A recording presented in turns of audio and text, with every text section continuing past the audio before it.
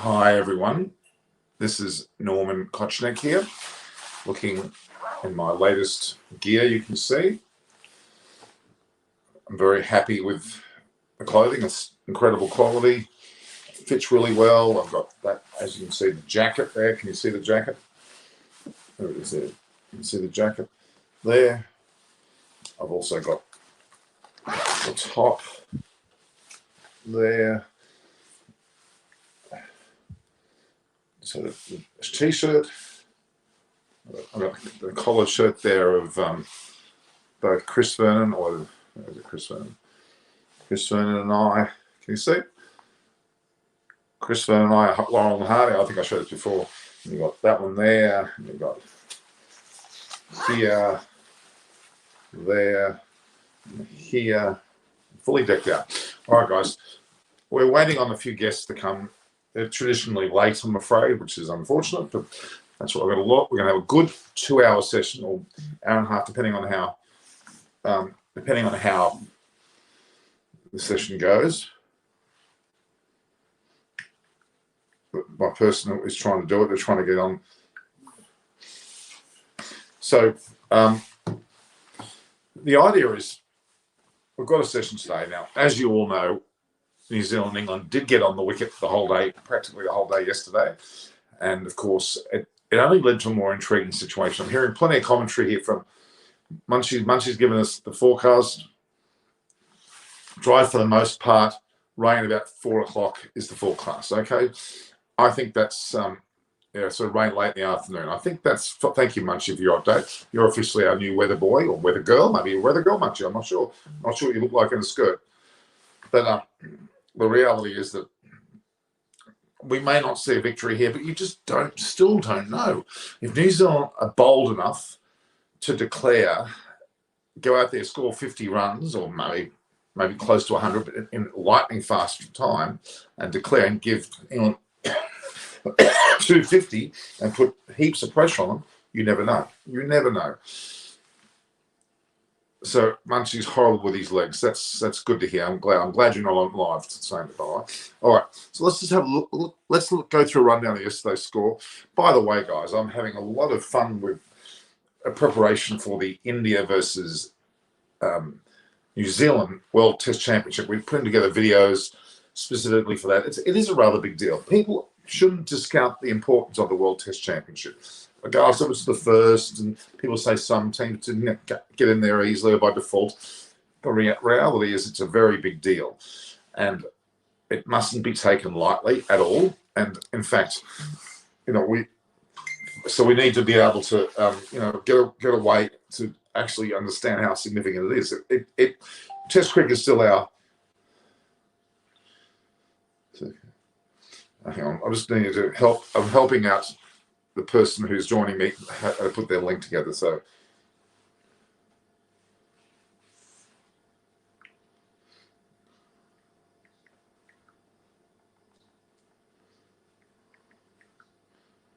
copy link to browser. Yeah, we should put there. I'm bringing on a current Sri Lankan female cricketer who's in the mix of her team, Imolka Mendes, and she basically is just trying to log in. Go back to that game again. All right, let's go. So first and foremost, the World Test Championship. A lot of preparation being done to make that a crescendo. It deserves a great platform and deserves full attention, not just from India and New Zealand, because it deserves attention from England, Australia, and the rest of the world. It should be treated like a true final. People saying three matches should have been there, should have been this.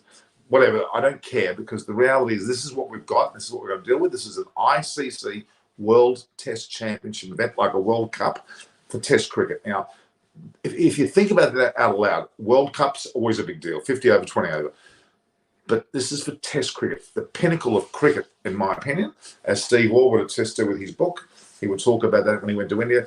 The reality is it is deserving of attention. So with a big crescendo next week on the 18th, it's already the 6th. We've got a test match starting on the 10th of June, which just happens to be my birthday, by the way. Just to put some wrong, guys. 10th of June is my birthday. All right, so let's look at this. Look at the score from yesterday. New Zealand, obviously, they were all out for 3-7 out. We knew that. then Rory Burns came out with Joe Root. Joe Root didn't last long. Pope did okay, but he was out very quickly. Lawrence, Tracy all fell very, very quickly. And England were in a fair bit of trouble. I think they were about 150 or thereabouts. And they were, I think, 6 out, it may have been.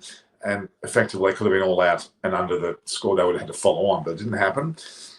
But Rory Burns batted fantastically. Really, honestly, 132 was magnificent under the conditions. He gets his name on the honour board, as did Devon Conway. And then, of course, Ollie Robinson. He bowled well. He batted well. He got 42 and he hit quite a few good shots. But Woods, Broad and Anderson didn't do a hell of a lot more. But England ended up getting 275. So there's still some 103 behind on the first innings. Kyle Jamieson didn't bowl too badly. And of course, Tim Southey, 6 for 43. What a magnificent effort. He also got his name on the honours board. So we've got Devon Conway on the honours board. You've got, obviously, now Rory Burns and Tim Southey also there with his 6 wickets. So the reality is it is something of an achievement for those 3 players, and certainly the likes of Robinson deserve a mention despite his tweeting or social media or Instagram mistakes, which are 8 years ago, which I don't really care about again. Unfortunately, he's not going to be here for the next match, which is not good. So that leaves Tom Latham and Devon Conway yet again. They came in the bat. They batted pretty well. Devon Conway got out to, I would argue, a pretty good ball. Robinson certainly looked good. Wickets in the first innings, wickets in the second innings, 40 with the bat, contributing very well. Pushing for man of the match. Clearly, it's Devon Conway, followed by Rory Burns, and then Robinson, but the best of the bowlers, Robinson by far. Again, of course, Southey 6 for is also in conclusions. Those 4 players are the ones that I would highlight at this point in the game. Kane Williamson got out cheaply again, which is a bit of a concern. Latham's not out there with Wagner, who was the overnight night watchman. Still got Ross Taylor, Henry Nichols, Watling, to run home to go. The 2 for 62 after 30 overs. Now, I would argue that they should go about this performance now, go about the situation now with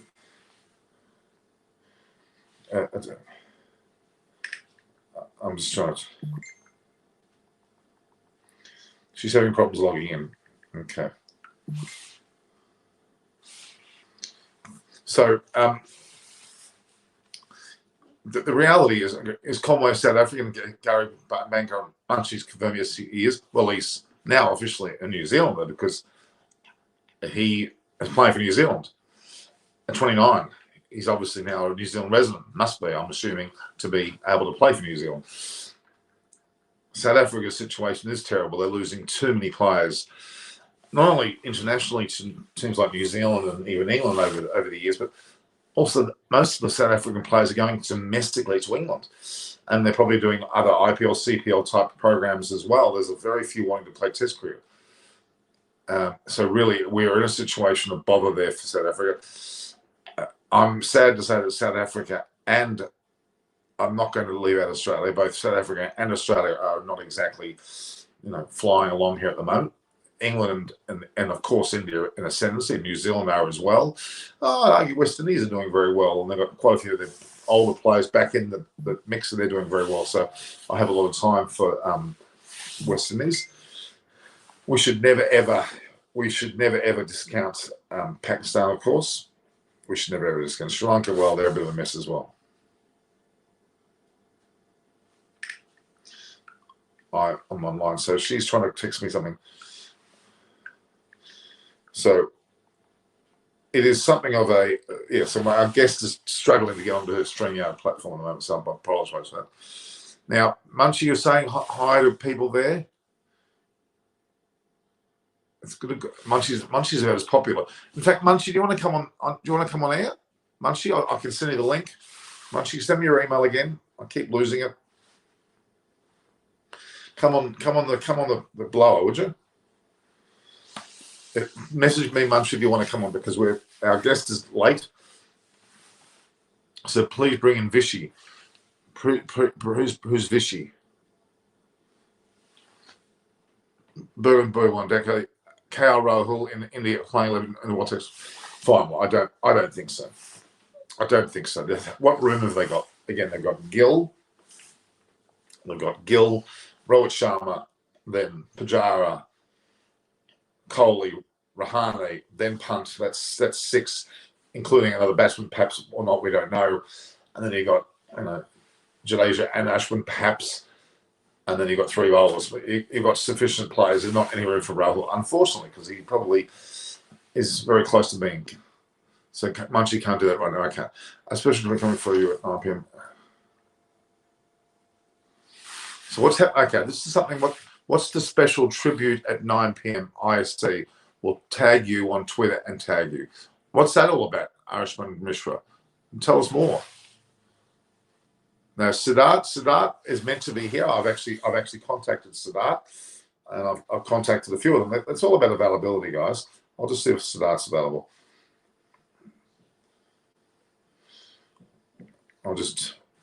Some people, they sometimes forget the timing.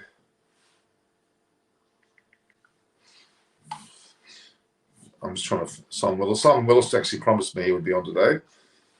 I'm just trying to find, I'm going to give Siddharth a ring.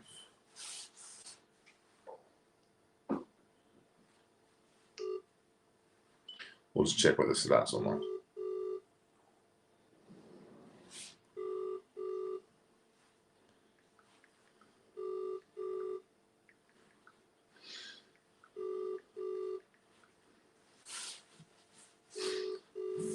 Okay, he's not coming. Everyone's saying they're busy. It's one of those days when everybody's busy, I'm afraid. Okay. But Siddharth's probably Siddharth, and of course Saban, who's from that cricket guy, great guy that he is. Let's have a look. I'm just going to find whether.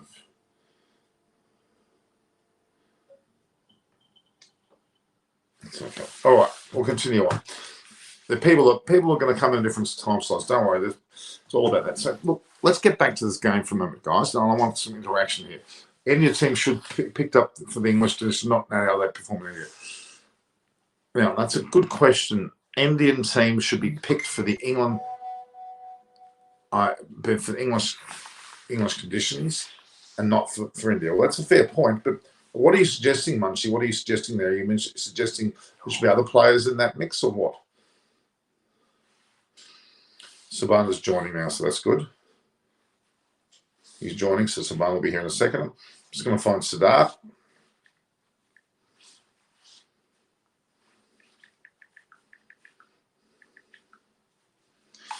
Okay, so the reality is that, okay, let's try and have a perception of what Munchie's talking about. India team should be picked for England conditions, not how they perform in India. Okay.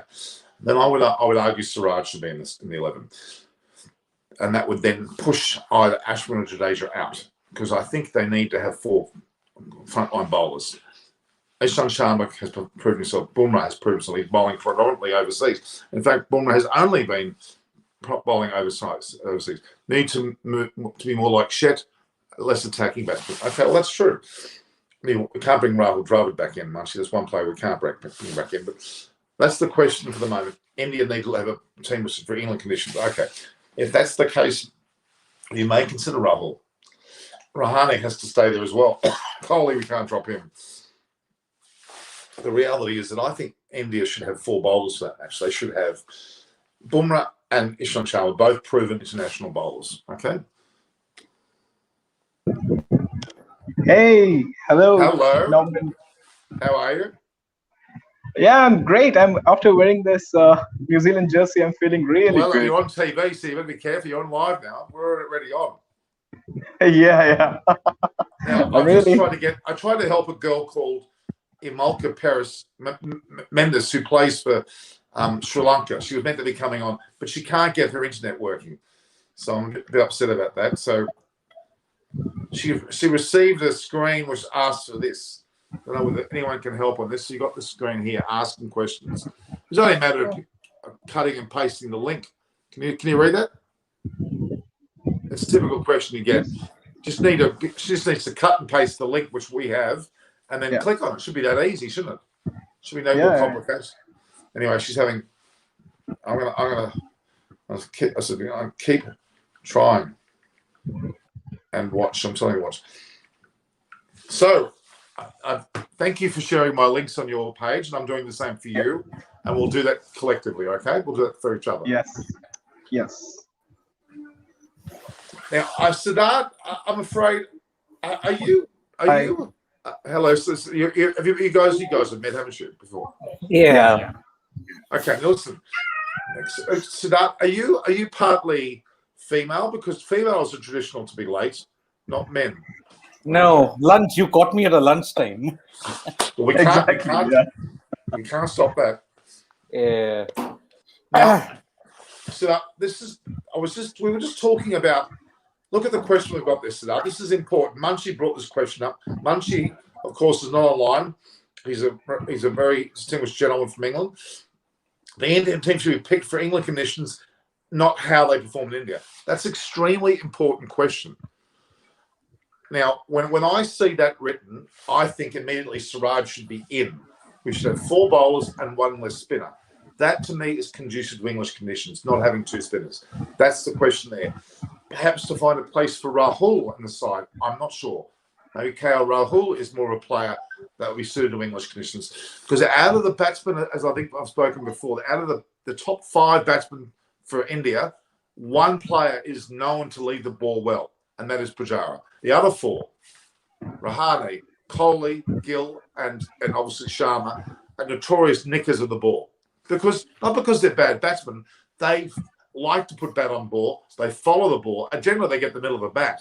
But when a ball is swinging and cutting, they're too good, and they still get the edge. Okay, so that's my. But I've noticed I had a look at KL Rahul's batting, and I've noticed he is a very good lever of the ball.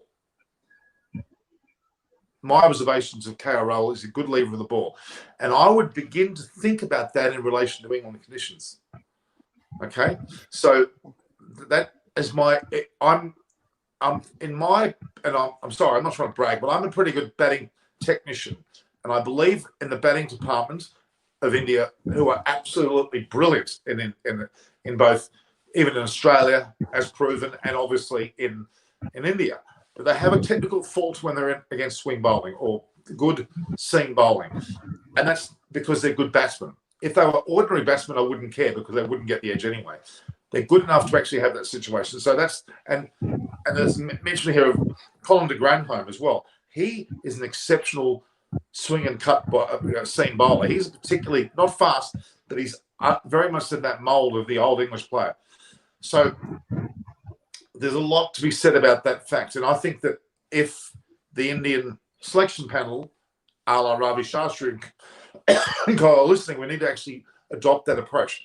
The reality is you have to be out. They need to get into practice now. They should be in those Southampton nets, getting young English bowlers who are floating around, if they're allowed to come into their bubble, and get them good seam bowlers to bowl seam. And I think that's what the key is to this whole series. What's your thoughts? I'll start with Siddharth.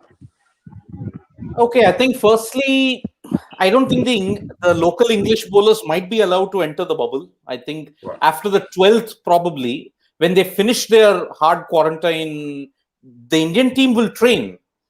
But I don't think outsiders will be allowed after the 12th. So maybe after the 12th, maybe for 2-3 sessions in the day, they may want to.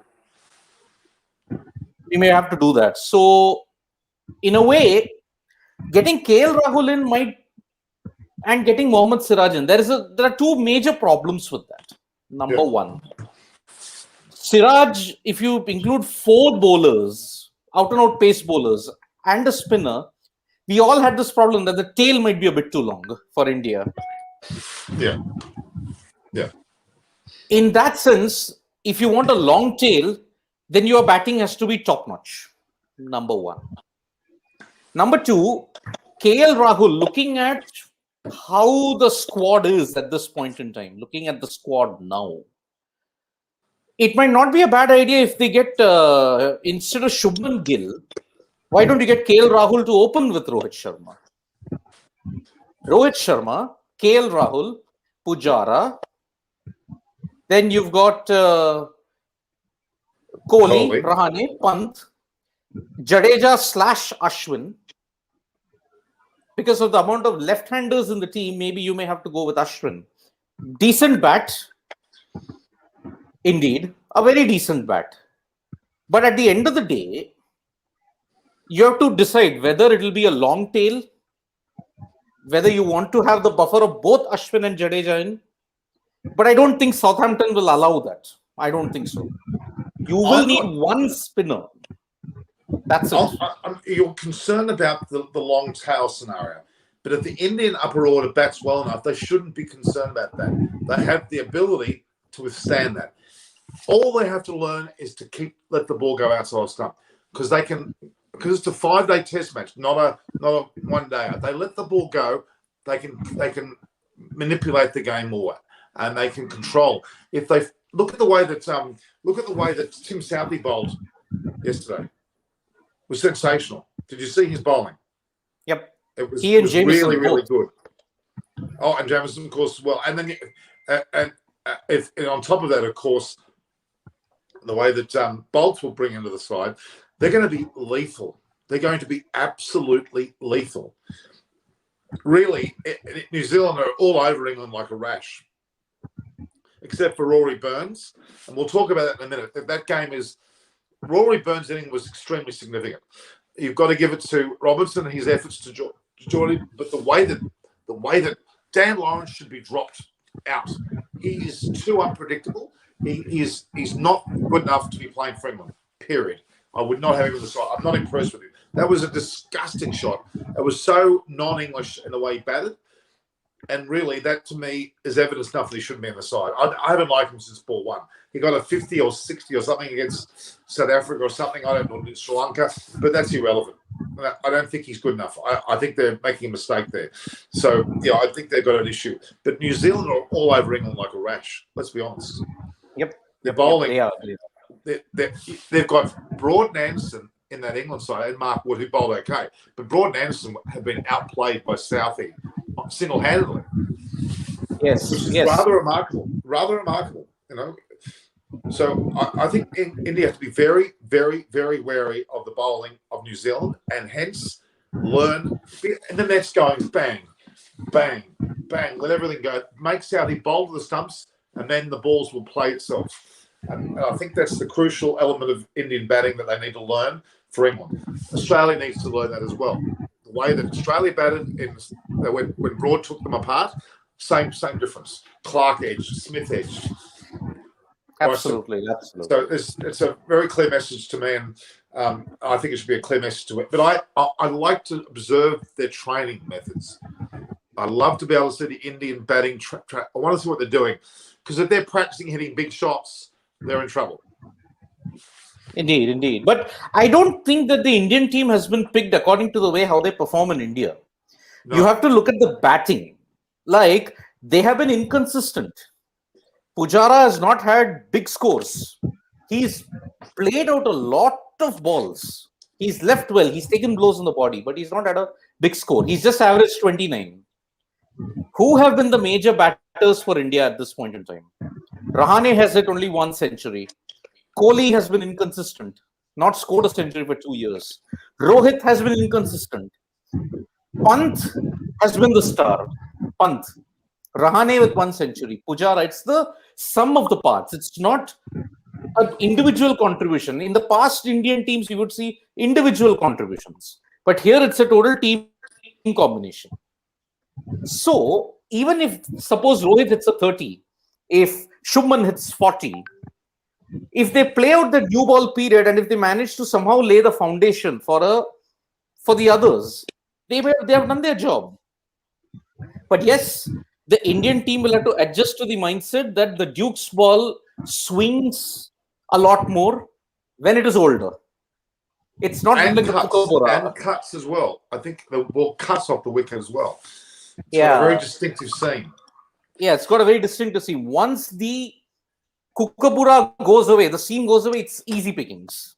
But with the Dukes, from 40 to 70, that is when it's a very crucial period. It can assist spin, it can assist even pace. For New Zealand, who will be the key on that wicket? Because I'm assuming that it will be the first 2-3 days. It will be swing friendly. It'll help the bowlers. When the pitch flattens out, who do you bring out? You have to pound someone. The ball needs to be pounded on the deck. Wagner comes in. Exactly. India probably don't have that left arm option. They don't. Too soon to get Arzan Nagwaswala in. Very too soon. So Bumrah, Shami, Ishan are all hit the deck bowlers. That's why they have success in Australia. Maybe in England they might struggle with the early lengths and everything. Ishant's a swing bowler. Ishant can swing the ball in. So he's key. But the Indian batsmen have to make that technical adjustment. Simple. And they always struggle from day one. I'll tell you why. As I told in the previous conversation, India have not won the opening test of a tour in South Africa, England, New Zealand, Australia for the last 21 years. They won only 3 tests in 21 years. In England, they haven't won it for 35 years. The last time they won it was in 1986. In that entire 8 tests that they played since 2018, lost 5, drawn 3. A draw. That has been their best result. In Australia, even in this cycle, they lost the opening test in Adelaide. Now, what you're saying is extremely relevant to that. I'll let someone give a point of view in a minute. The reality is that India are I'm sure they're well aware of this, and they're going into this match. They're going to go in there, no holds barred, full brunt of discussion. They're going to. I think that their mentality is going to be, let's go for it, but not necessarily by hitting the ball out of the ground, but the determination to win this is a final. And I've talked before you guys come on air at length. There's a great video that Sri Harsh has just put out. There's another platform. We need to have a chat to them, Zubair, about a collaboration. They do magnificent work, very thoughtful. They made it clear the significance of this match. You look at the history. We've had World Cups of all denominations, T20 50 overs, and the way that India's played it in a lot of them, especially more recently, and done very well. And New Zealand perhaps haven't done that well. But the reality is this is the crescendo of all forms of cricket. We have to adopt an approach in India and the world that this is extremely important. We need to put this game on a pedestal. We need to say this is deciding the best test team in the world. Regardless of how they got there, this is the best test in the world. That is a huge mantle. And to be the very first, like the 1975 World Cup for the West Indies, how significant was that? It was extremely significant. And the West Indies understood that. In this case, India need to understand this. This is a massive, because in the future, you don't know what happens. Other teams might come into play. This is an opportunity for India to win it because you just don't know what happens in these formats. They may not make it next time. Who knows? So we've got to approach this with great, or they might be able to have an era of victories at this level. I need to make it clear to our audience, this is extremely important. And from your perspective, Suman, you need to, in your YouTube channel, you need to have a crescendo to this date. There needs to be a lot of emphasis on this date next week. I don't think we're doing it enough. We're talking about the IPL, the World Cups, the game against that. No. This is front and center, the most important match in the world, I would argue, ever. Test cricket is the longest lasting format of cricket, and to win a World Test final, it's like an FA Cup. It's the pinnacle. So, what do you think? Norman, I want to ask a question to Siddharth. Siddharth, if you look at the New Zealand batting lineup, Tom Latham, Devon Conway, and Ross Taylor, Henry Nicholls, Kane Williamson, the only man who has not got runs is Kane Williamson, who is not looking like he will never get runs, and he's coming from Maldives and he's coming from the IPL. So don't you think it will be very difficult for Virat Kohli and Cheteshwar Pujara and the players who are coming off from IPL to get in to bat for a long period of time? Because we have seen Tom Latham, Devon Conway struggling. They've been in England for the past 1 month. So don't you think it will be a big disadvantage if you're looking in Team India's perspective? Yeah, I mean, it will be a major disadvantage. I mean, it will be a disadvantage for India in the ICC World Test Championship. Necessarily not so for the England tests. Necessarily need not be. Because they would have been in England for a month. They would have played some kind of practice sessions. Of course, they'll not have any kind of county games to play with. Because the Indian team doesn't believe in county practice. They shunned that practice a long time ago. From 2014, I think was the last. In 2017, even in Australia, when they went in 2017-18, they played a CA11 in Sydney, and we know the quality of CA11 nowadays, like how poor it really is. The only question is how technically equipped they can really be. Because even if Kane Williamson, he was there in the intra-squad match also, he still struggled in Lords. He might struggle in Southampton, but he may struggle in Edgbaston, but he may peak in Southampton. Batting in England is not easy. Let us make one thing very clear. Those who settle in, settle in. Devon Conway did that. But you remove Conway and Nichols, only 117 runs among the New Zealand team. You take out Burns' 132. England present an even more sorry state. The lack of partnerships is what is going to hurt India. And you have to understand the pattern of how India collapse. Session by session, one particular session, they lose about 5-6 wickets. It's gone. In 2018, Sam Curran got England out of the woods twice. And India collapsed. Let's not forget that. Chasing 194, you had no business losing by 31 runs. Poor application. That might hurt them in Southampton. Because you're coming straight from the IPL. You have not had any kind of practice. India has been jumping from one bubble to the other. New Zealand are already playing three games. The intra-squad game and 2 tests. Now, you don't know. Maybe they might peak too early. They may get fatigued. By the time they come to the World Test Championship, India will be totally fresh. But the technical aspect. But Siddharth, which will be a bigger price to it? Will it be World Test Championship or a series win after 14 years for India? Which will be their... I don't think they are in that position to nitpick, Shobhan. I don't think so, because both are important. If they lose both the World Test Championship and the India and this England series, massive questions will be asked. Big questions. The liability of some, because let's admit one thing, Bumrah is not the old Bumrah before that stress fracture that he got. He's not the same. He is lethal, but he's not the same. Shami, also rusty. Ishant didn't get much in the England series. Siraj is a good option, but again, who will be your hold-up bowler? Ashwin / Jadeja / Akshar Patel? We don't know. But since the left-handers are there, maybe Ashwin might get a bigger say in the matter. Again, I'm saying, technically, adjusting in England is far more difficult than adjusting in Australia or South Africa. Because in Australia, it doesn't swing. And unfortunately, the pace and bounce is gone. So England was the last frontier where you have to apply yourself. If you don't apply, you've had it. Let's go back a sec to the bowlers. You mentioned, I think Siraj is extremely important. He has the bowling style and he's in form that can take a number of wickets in England. I really do. I think Ishan Sharma's reliability is very important. I think they're the 2 keys. Shami, I'm not sure how well he's coming back from his injury. Time will tell. But I'm almost convinced by your conversation with us today that they need to have 4 bowlers. Even though you're saying the batting will be brittle, they have to bowl New Zealand out.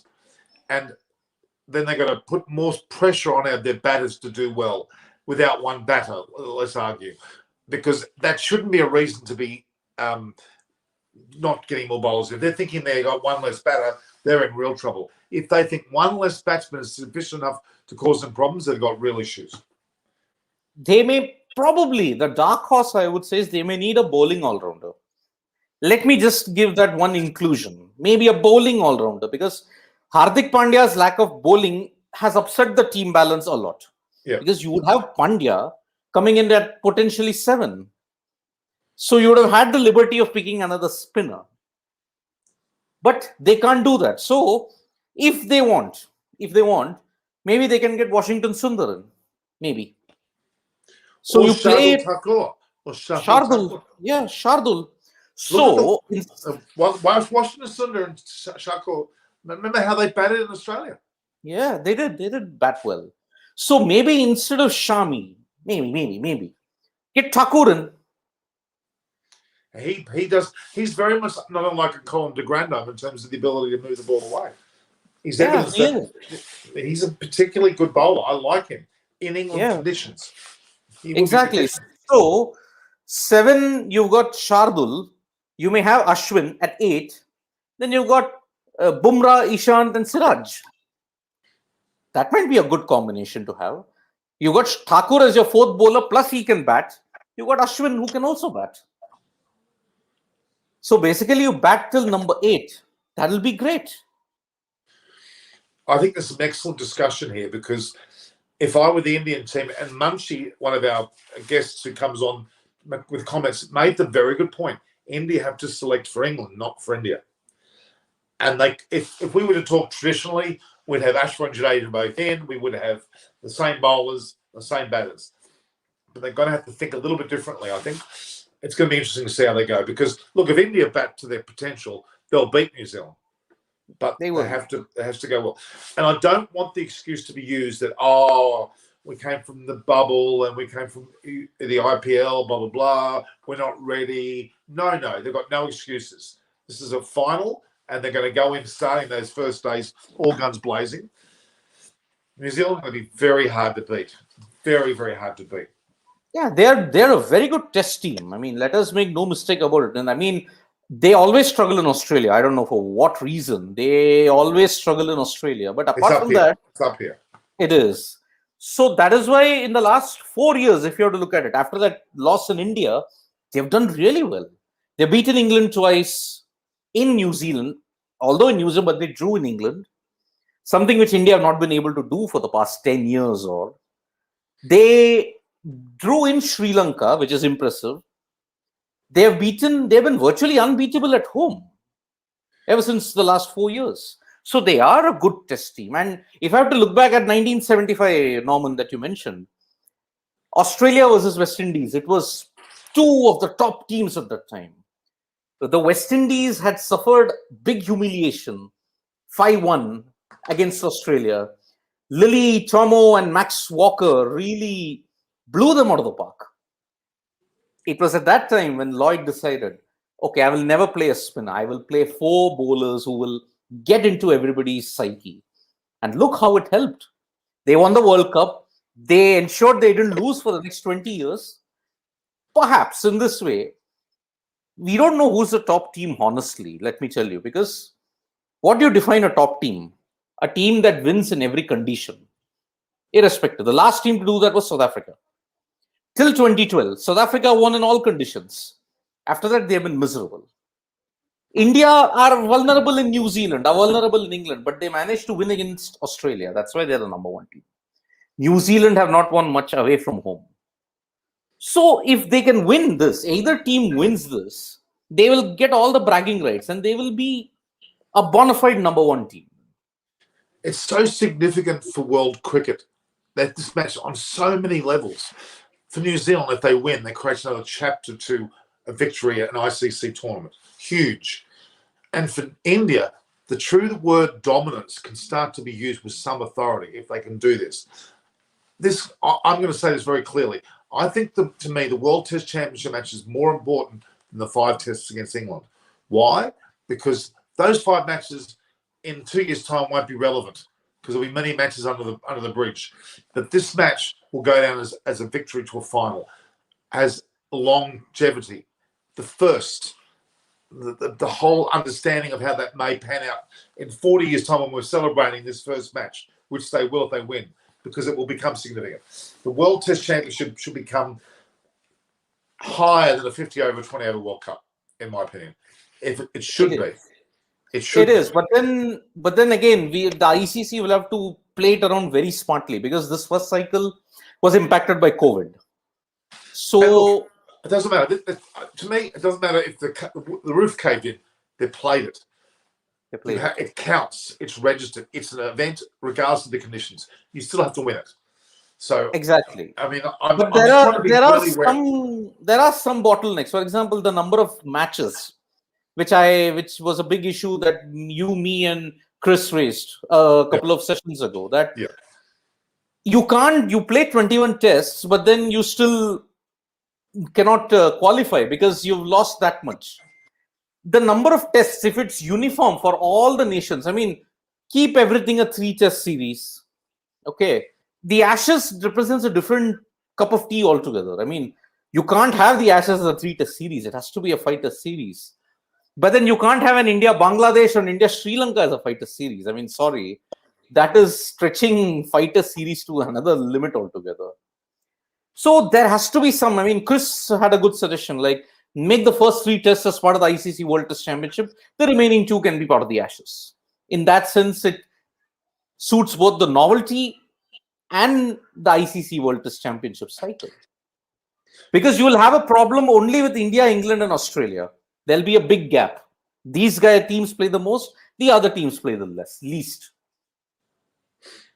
I don't think that'll work. Are you suggesting that if 2 teams qualify with the top teams, they turn their 5 tests at 3 into the final? Is that what you're saying? No, I'm saying let us just have a uniform number of games. Say Australia plays 14 tests, India plays 14 tests, New Zealand play 14 tests, I understand. England play 14 tests. Okay. In that sense. Okay. And I don't think a 3-test final is an ideal bit. No, it's a one test shootout. Because Ravi Shastri said, and I didn't find that very appealing. Look, it's all about any form of true final is the conditions once off, all in. Throw your cards on the table, make your bet.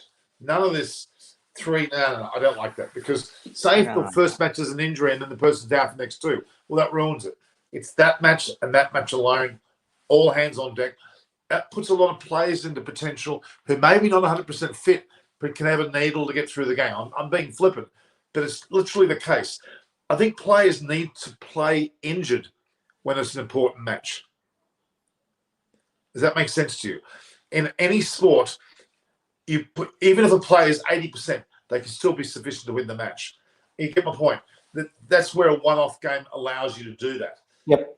And we're getting into this injury, okay, long time away from the game, fully recovered.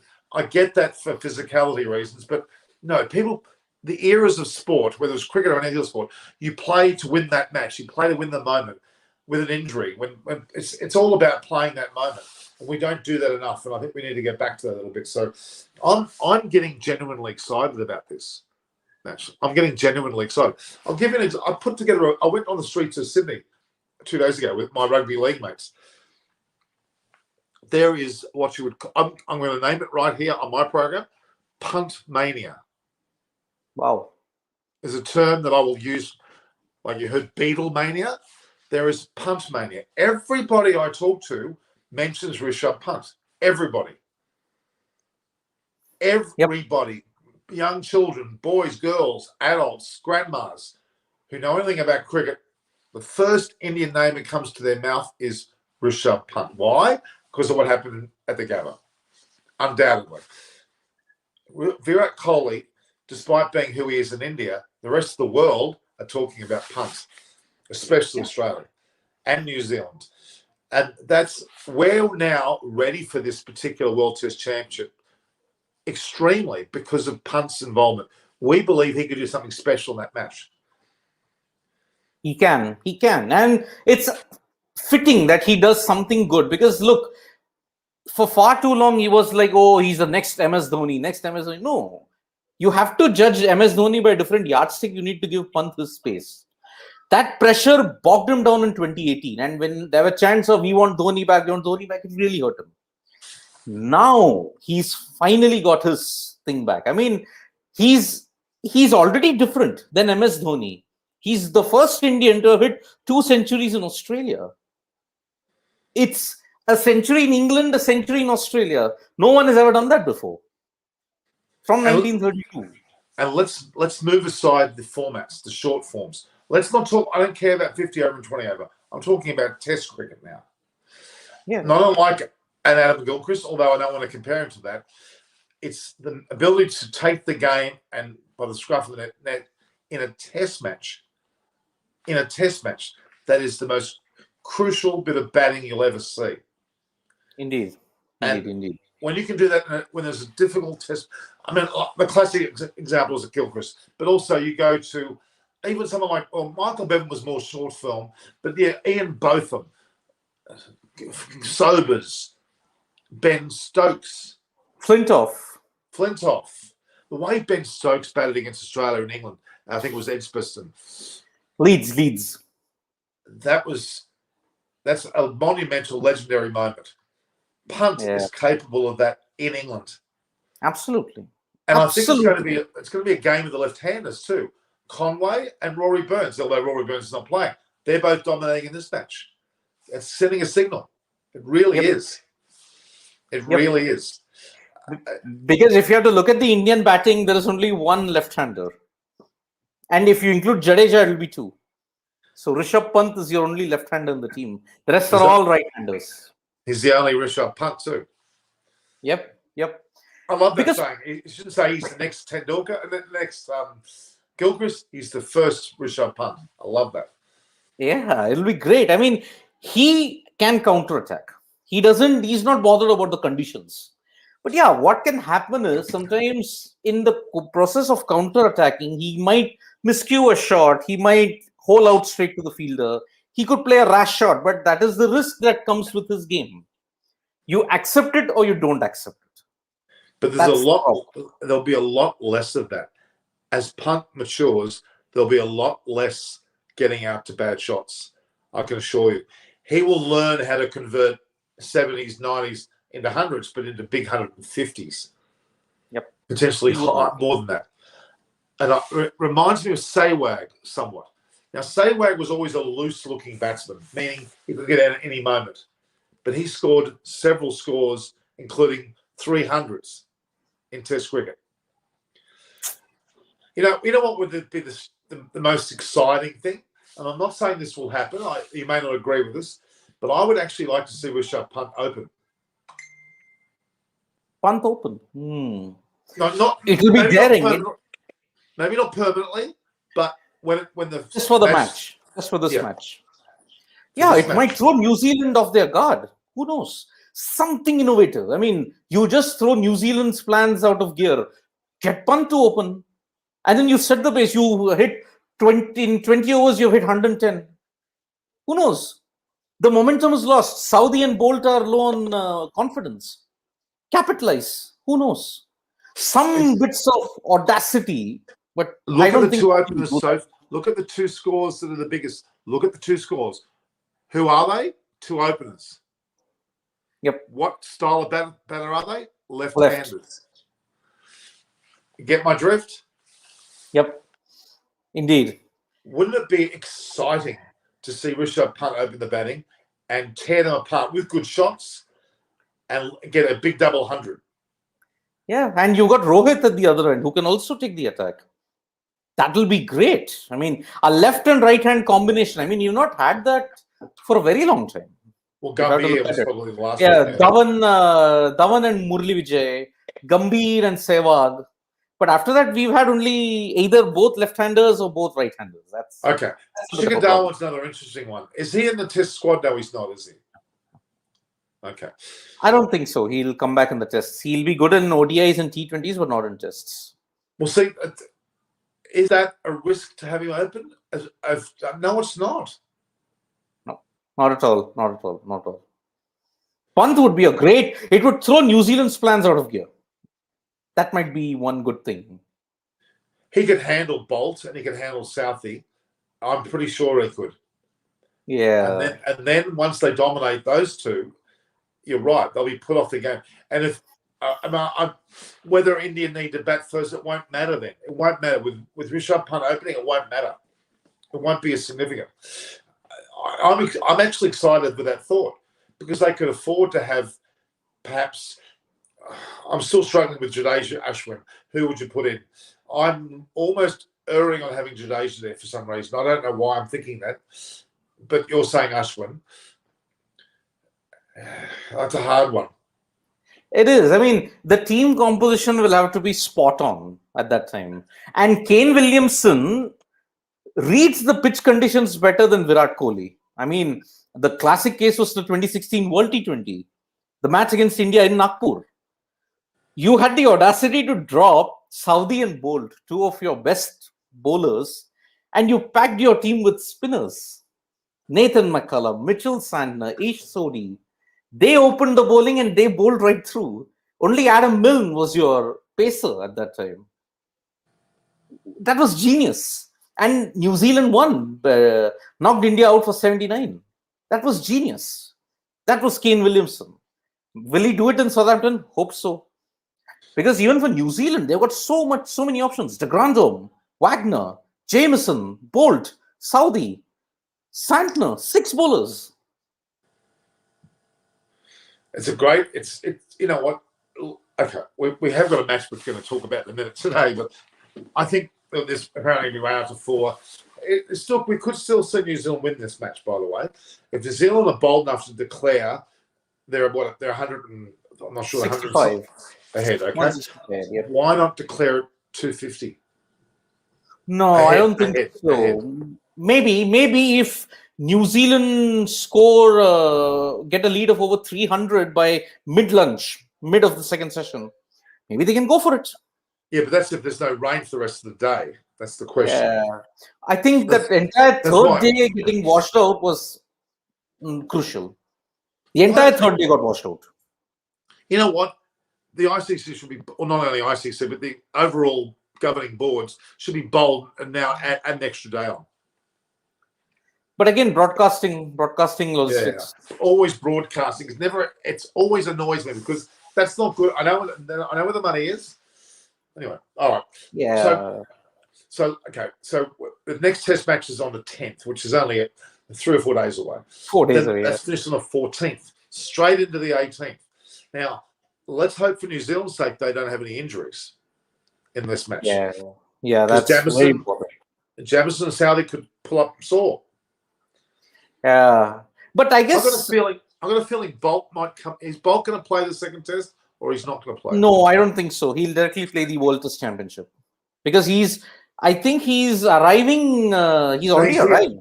No, he's here. He was on the boundary. Yeah. He's on the boundary, walking around the boundary. So maybe he might play. He might play the second test because he was walking around the boundary. He was actually throwing a ball up on the boundary during the match. Yep. So he might play. Then if he does play, it'll be at the expense of a Southey or a Jamison to rest them. Yeah, but then Southey didn't play the IPL. So he has no reason to be rested.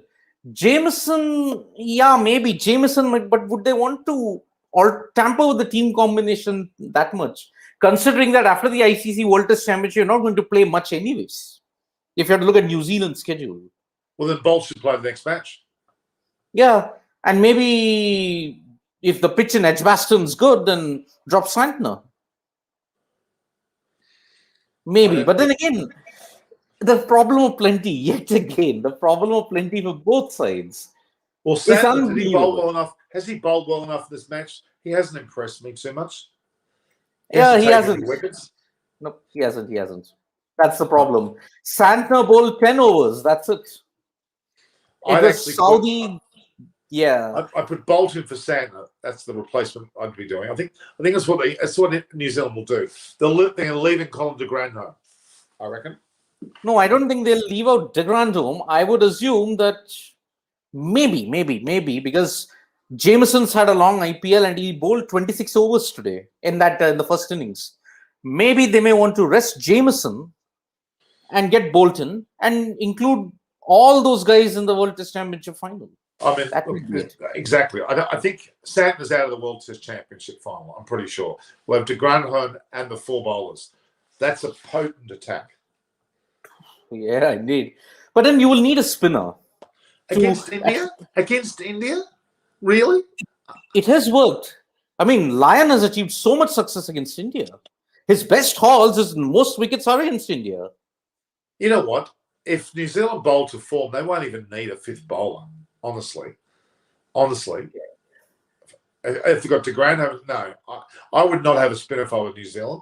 Whereas India may have more benefit because I think New Zealand are more vulnerable at the potential of a good spinner, which India has got. But we deservedly should get excited about this match. I hope India's getting excited about this match. What's the mood? What's the mood at the moment? Do you feel a sense of excitement about this or not? There is a build-up. I mean, people are having a really, really close eye on this match. I mean, the World Test Championship luckily has gotten a boost because India are in the final. So definitely the interest, the intensity will be high. But yet again, the opponent has ensured that, okay, it's a very mature build-up. It's not a very over-the-top build-up. I mean, if it was Australia, they would have gone hell on hammer. If it was Pakistan, oh God, it would have gone to a different level. England also, the intensity, the sledging would have been a lot more because you're playing in England, so you have no chance. But this is New Zealand. We don't have that kind of thing that, oh, New Zealand should be ground to dust. I mean, yeah, they're all super people, gentlemen cricketers. Let's just have a very mature build-up, lack of off-field sledging intentions. I guess that is the best way to go about it. But I hope they don't.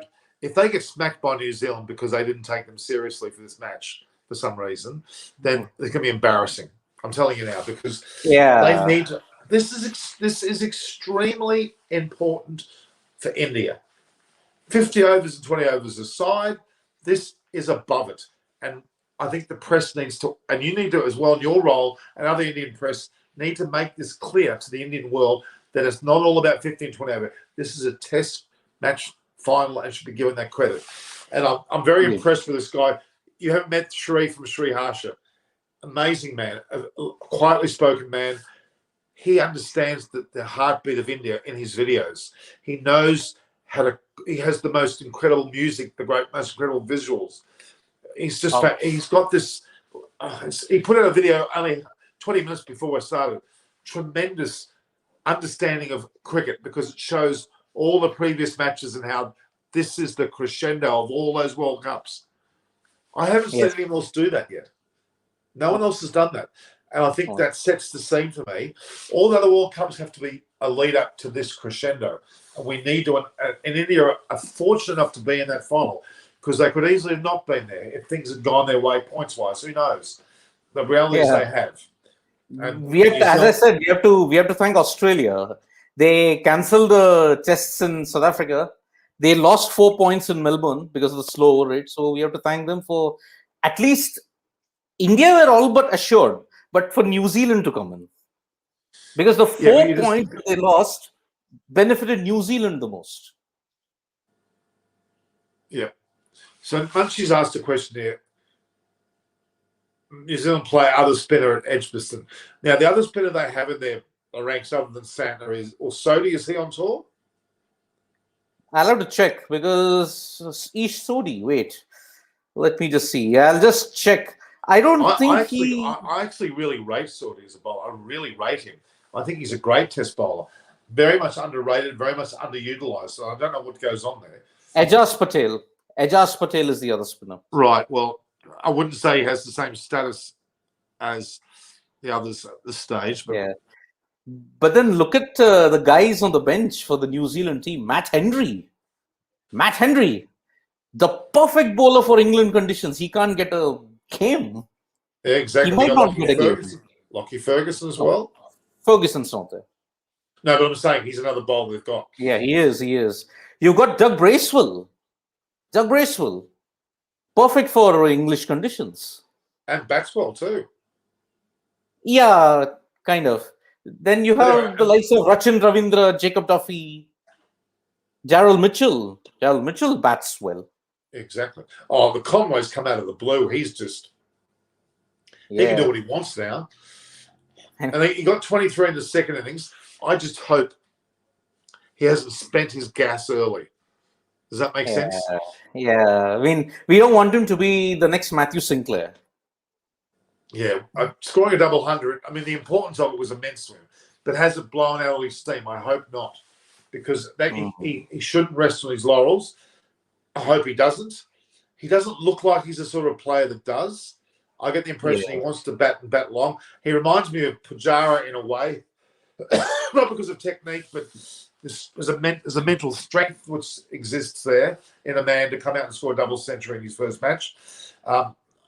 He's now going to open the batting for, I'm sure, the World Test Championship. And does that mean that he, the expectations are too high on him as well? Because he scored double hundred, they're going to expect him to do the same thing. And if he fails, then it will New Zealand collapse. I'm particularly disappointed with, well, not disappointed, but Williamson has been scoring mediocre scores for a while now. We know how good he is. And Ross Taylor. Those two, a bit like Kohli and Sharma, Rohit Sharma, to me. We know their ability, but they're going to have to show it in the match that counts. Yep. And Ross They'll Taylor, have to. Wilson are also known knickers. They can, because they're good enough batsmen. That's the point. If the bowlers are bowling well enough, these blokes are good enough to get the edge. So that's Indeed. and that's left-handers are going to have no problem on these pitches. It's a left-hander's paradise, I believe. The bowling lines are very, very impressive. Yeah, we got Latham and Conway, two left-handers opening the batting. And For New Latham looks Zealand. strong too. Latham looks good today. He's not out at the moment, and he looks strong. Yeah. Latham was a damn good player. There's no doubt about that at all. Yep. I'm Indeed. almost wanting this. I'm wanting these other matches to go away. I want to go straight to it now. I can't wait. Yeah. I'm super excited. Yeah, you've just got 13 days left. Just 13 days. No, 12 days actually. Oh, yeah, today's the 6th, yeah. 12 days to go. And my birthday's on June 10th, which is the start of the next test. So I'll have a few. You're not going for the match, Norman. I thought you were supposed to go, right? The World Test Championship. Yeah. I had everything planned to go. Both Sebastian and I had spoken about it. But I've had to toss up my mother's situation as well. And I'm probably not going to go now. And in fact, media is still not allowed in the ground. Yeah, media not allowed. Yep. So what's the point No, of me but going there? the Indian media are not allowed, I suppose. I think the British press will be allowed there. Well, I'm not British, nor am I Indian. The Australian press and any neutral, the New Zealand press are allowed. But I'm in this bizarre situation that I'm probably more Indian accredited now than Australian accredited. Oh, okay. It's confusing. I'm really Yes. freelancing, so I'm not attached to the Sydney Morning Herald or whatever, so I'm not representing them. So it's a rather unusual situation for me. So look, I'm going to just bide my time. But my place I want to go to first is India, but I can't do that at the moment. So anyway, so we're looking at a 7:30. Are we looking at a match starting in 22 minutes, or is it starting again at 11 o'clock? It'll start earlier, 3 o'clock. It'll start in the next 22 minutes. Okay. There's no evidence that in the write-ups. Normally, you get some sort of discussion going on. Are you seeing any evidence of any discussion? Nope, not seeing any kind of evidence. Okay. Nope. Let's just have a look at the game for a moment in terms of the players that are there and the scorecards. Well, Tom Latham's not out on 30. Devon Conway. What do you think of his dismissal? Run me through that. Did you see that one that Robinson bowled with? No, unfortunately, I couldn't see it. It was too late in the night here. I couldn't see it. So, yeah. I mean, Robinson has been very good. I mean, very impressive. One more bowler from the England setup that might last a long run, provided his off-field demeanors and his fitness holds. We keep talking about India and New Zealand today. England's depth is quite impressive. Again, we'll go through. They've got Woakes, Stokes, and Folkes out. I love saying that. Woakes, Stokes, and Folkes. Woakes, Stokes, Folkes, yeah. And then you've got both Butler and Bairstow. That's 5. Then you've got Jofra Archer for 6 and Curran for 7. Those 7 players would walk straight back into this England side, you would argue, pretty much. Yeah. Archer, I think, may not come back for the next 2-3 months. His elbow again is troubling him, man. He had it operated. Yeah, so I guess, yeah. Munchie's saying it's 11 o'clock start. Yeah, so it will probably happen now in the next 20 minutes. What? No. 11 o'clock there is not. 11 o'clock there is 3 o'clock India time, right? No. 4 hours. No, it's actually 4.5. Yeah, 3.5, 3:30.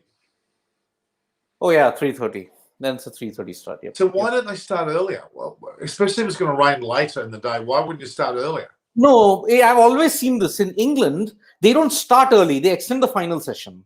It always happens. In Australia and in South Africa, they extend.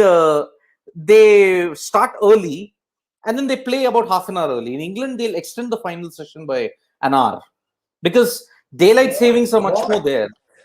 The sun sets later in that part of the woods. Yeah, but the Around sun's this up. period. But the sun's up earlier. Sun's up half an hour earlier. I don't know. In England, they never start early. They start at 3:30. They extend the final session. That's how it's happened. All right. So, considering a few things here, so Munchie was saying we could do both.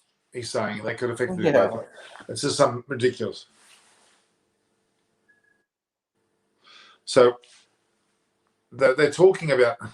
Munchie said this is a funny. Munchie said they're sleeping off hangovers. In the old days, I would agree with you. In fact, the number of Australian players, Siddharth, that came to the game after having an all-night drinking bender. Do you realise how many players used to do that? Yeah, about over 20. Jeff Thompson, Kerry O'Keefe, Rod Marsh, the tour Gary Gilmore, David Boone, of even course, Boone, Andrew Simons, Merv Hughes, I Merv think. Hughes. They all had drinking sessions in the morning. Currently, there is one particular female cricketer that I know that does it, which I won't mention. Okay. Wow. Who both drinks and gets drunk and has a smoke, but gets player of the match from the previous night and the next day, next match. Wow. That's awesome. We're talking about very recently, like the last year or so. Or no, pre-COVID, just before COVID. I'm afraid, you know why I know? Because I was with the person. Wow. So I actually know who. I'm not going to mention names because I could be in a lot of trouble. But I was with an international women's cricketer in Australia, and it wasn't an Australian girl. She's from another country, and she was drunk, but was player of the match in the next day's efforts. Player of the match. And why I'm saying that, Siddharth, why I'm saying that is we have to allow certain types of people with certain mentalities to still play international cricket because of the fact that they are the spark to us all. Ian Botham, Rod Marsh, Jeff Thompson. We all wanted to see, they were the best players in the world. They had spark about them. Some of the best English soccer players were drunks. Georgie Best, for example. Yeah. Rugby league guys here in Australia, they're drunks. Not drunks, but they drink. Yeah. Some English players, which I won't mention as well, that I know that do it. The reality is that but they were still the best players in the world. Yeah. So I heard Will Guinea is a heavy drinker. Exactly. Binge drinker, Will Guinea. Michael Hooper isn't that much, I suppose. No. But okay. I'm going to talk about India now. I'm not expecting you to name names, but do you think such players could exist in the Indian team? Hard. I mean, because you don't socialize much. I mean, the level of socializing that Australian journalists and cricketers have is not the same as in India. We won't know. And if we say anything like, oh, he's been binge drinking, conveniently people will then say, oh, he's tarnishing his character and all that. So we really don't know who is a heavy chain drinker or a binge drinker or a chain smoker. We don't know. It's all speculation. Look, I'm going to speculate here, and I might be completely wrong. Rishabh Pant gives me the impression he could be right into that character. He seems to me to be this devil-may-care personality. Yeah. And I don't know. And Shikhar Dhawan gives me that impression. Hardik Pandya certainly gives me that impression. I don't know. No comments. I don't know. No, I mean, I'm just giving you the impression of the style of player they are. Kuldeep Yadav, I've got a feeling. I may be wrong, but they're my four players that I have this feeling. I'm not saying I know, but I'm just having some fun when I say that. The only guy who I know his dietary habits is Virat Kohli. He's vegetarian. He isn't vegan. Let that be a clarification. Kohli doesn't touch anything unless it's grain fed or whatever. So why isn't India developing swing bowlers like Bhuvi Chahar? Because if Indian batsmen can't do that well against them, then they can actually have experience. Okay. I think India are improving their bowling stocks. I think you are getting more bowlers. The Thakurs, the Sirajas, even Saini to an extent, although he's more of a hit the ball hard type bowler. You're getting more and more bowlers that have got more ability to bowl, haven't you? I think there's Tiwagi looks good too. I mean, there's quite a few there. I mean, if you want, you can play a bowler's 11. You can play a bowler's 11. Only then these guys can be included. Such is the depth. But then you can only play 4 or 5 bowlers. That's it. You need batsmen too. So they will get a chance. I mean, Deepak Chahar was back to his best in the IPL. But again, the IPL may be a very myopic yardstick to look at it. Yes, Thakur is a swing bowler. He's not so much a hit the deck bowler. He can hit the deck hard. I mean, he surprised Australia in Brisbane. So he can do that. He can swing. He can be a seam bowler as well. Bumrah is also a hit the deck. Ishant is swing predominantly. I would still say. can't believe the fact that Bumrah only played his first Test match on home soil this season. I couldn't believe it.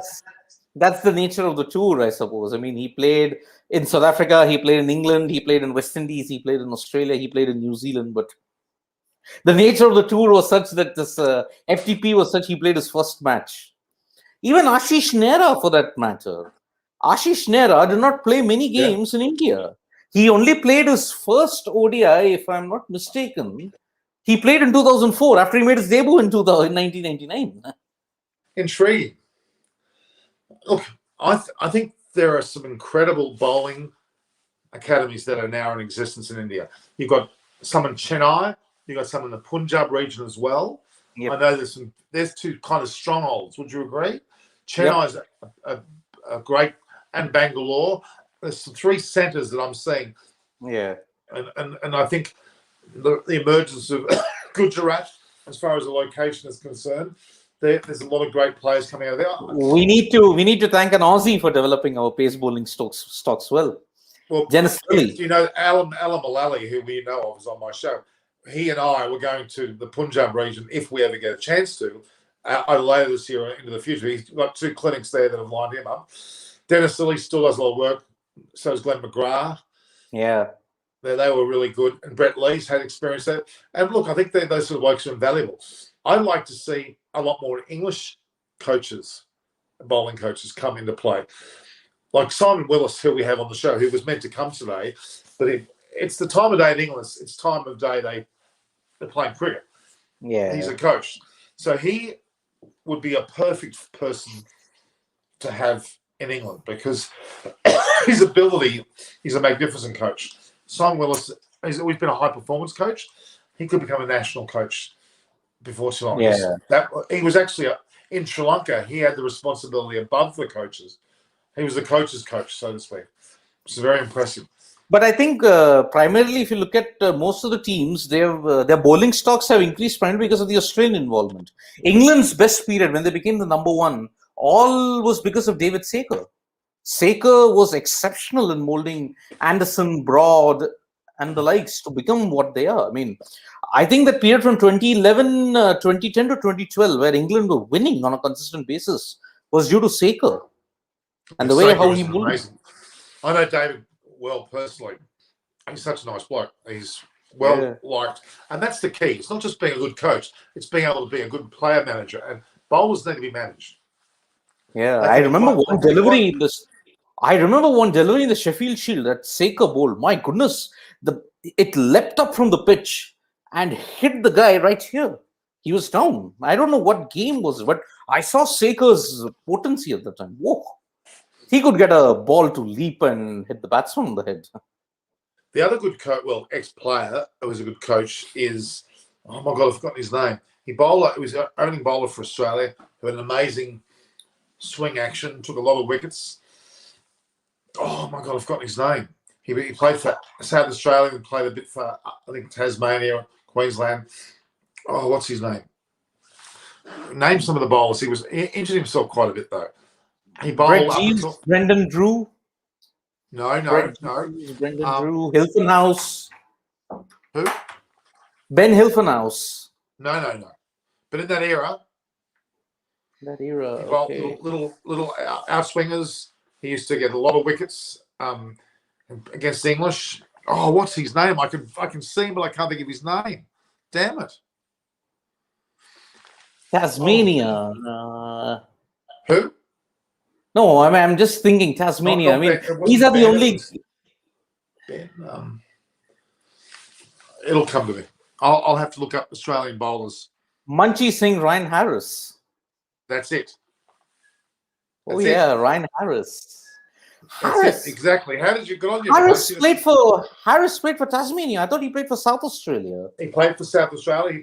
He left that study. I think he went to Queensland, not Tasmania. He played for South Australia, then he moved to Queensland. But yeah, Ryan Harris, he's in the coaching makeup for Australia. I think he's coaching women's under 19s. He's a great exponent of swim bowling. Yeah, well done, brilliant. Munchie. Very impressed, Munchie. Munchie, very, very good. You're our permanent weather girl with better. We could find better looking girls. We'll call you the weather girl, and our player relations will certainly work out. Now, Henry Nichols, Henry Nichols, as in you talk about Henry as in Jeff Lawson. You go back to Henry Nichols himself. He's played for England, for New Zealand, I should say. All right, let's answer some more questions. New Zealand is almost too much practicing in England, playing against England in a Test series. Kiwis are getting too much profit on it. Hopefully, it will definitely. Well, we have to forget about the fact that New Zealand are playing longer, everything ready. You know what? That means nothing when they walk on the field, quite frankly. It means nothing. New Zealand could play themselves out of form by losing the matches. They're playing well now. They may play their best now and not when it counts. That could also happen. There's all sorts of ifs and buts. India have to go in there. They have to have no excuses in their head. This is a World Cup final. Yeah, and it's necessary. And if I have to answer Laksha's question, I mean, it's not necessary that if you are in a country for a long period of time, you're guaranteed success. Pakistan arrived in the 2019 World Cup with 5 tests and 5 ODIs and a test and a T20. They arrived in May, June, but yet they got knocked out in the first round of the World Cup in 2019. The same happened to them in 2003. They arrived in South Africa in February, March, before the World Cup. They played 3 tests, 5 ODIs there. They still got knocked out in the first round. So it is no guarantee that if you spend 1 month in a country acclimatizing everything, if you play badly that day, you have played badly. That's it. You lost it. Exactly. It's not. Even Norman, Australia before the 2019 Ashes, they spent nearly 3 months in England before the Ashes, but yet they could only draw it 2-2. So playing in England is very, very, very hard. And again, India's preparation for the series last year was horrible because of the COVID, and they lost 9-10 players, and they still won. So what I don't want to hear from India is that they're not ready for it based on COVID or the IPL. In fact, that should be stealing India. They need to draw upon the Washington Sundars and the Shardul Thakurs and Sirajas. They've got to. This is what your points earlier. We talked about this. Washington Sundar, Shardul Thakur, Siraj, and Pant are 4 players that survived that match. Correct? Yep. There was Rohit Sharma in that last match? Yes, he was there. Rohit, Shubman, and Rahane, yep. Pujara, Pant. So there were quite a few there. But in particular, the bowling side of it, they were not there. Bumrah, Ashwin, Shami, Jadeja, none of those guys were there. No one.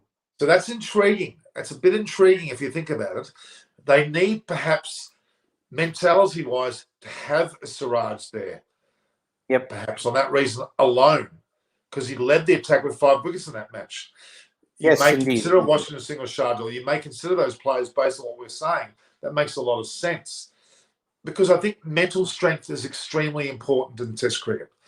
Indeed. Mental strength is far more superior than just playing ability in some cases, because the tactical side of the 5-day Test match is amazing.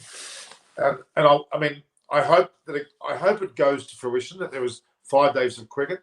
I hope there's a result and there's none of this tie business, because that will frustrate, especially New Zealand. Yeah, that will. Yet another World Cup final of sorts, and they can't win the damn thing if they are. Because again, why do India have confidence? Because New Zealand don't have experience of the big match scenarios. They have been part of 2 World Cup finals, but then they have lost both World Cup finals. They haven't been to. Yeah, they do win them. But no, again, I will not agree with that totally. Since 2013, India have not won knockout games. 2014 they lost the final. 2016 they lost the semi-final. 2015 they lost semi-final. 2017 they lost the final. 2019 they lost the semi-final. Okay. There seems to be a mental block when it comes to winning major ICC knockout events. It needs either an inspired play from someone. I mean, you look at 2014, Sri Lanka played inspirational cricket to knock us out in the World T20 final. 2015, of course, you had an Australia team that was high on confidence, playing at home. They wanted to win at home. They did it. 2016, the West Indies guys just lost it, and they totally, brutally threw us out of the park. 2017, a super inspired Pakistan. Who would have thought? Amir, that last great spell of his. 2019, the Kiwis. Those dogged, determined, brilliant Kiwis. But they keep getting to finals and keep losing in finals. Yeah, that's why teams like Australia, India have set a different parameter altogether. They know how to raise their A game when it comes to a crucial match. I mean, Australia lost in the semi-finals, so not having the best team in 2019. The batting was very, very dodgy, but they still reached the semis. Yeah. 2015 they won. 2011 they got knocked out by an inspirational India. 2007, 3, 99. Oh, they were literally the best team on the planet. Now, it's so interesting. We're getting comments like Munchie says, do not underestimate New Zealand. Nope. But then, Lucky Kaushik said this, never ever underestimate India, said by Justin Langer. Yeah. So I love this. We're both teams don't underestimate each other. I think it's fantastic. Now, this is Music Harmony, who's always been around with us.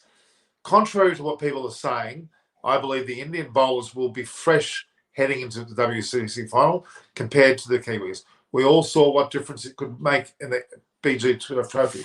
Now, I agree with that. I actually think there's a lot of merit there. You think you've got to get matches on the board. Well, you generally do. But if any injuries are picked up in the second match, the first match has been important for New Zealand, but the second match, finishing on the 14th, 3 or 4 days before the most important match, is that good? I would argue not. Yeah, but then again, this tour was part of a bilateral agreement that they had said, okay, England came in 2019, you come in 2021. So I think this was made much before the World Test Championship final could be decided. So they had to play it. And saying no for a series against England, I don't think any nation will want to do that. I mean, they are playing in Lords and Edgbaston, two of the best cricketing stadiums in the world.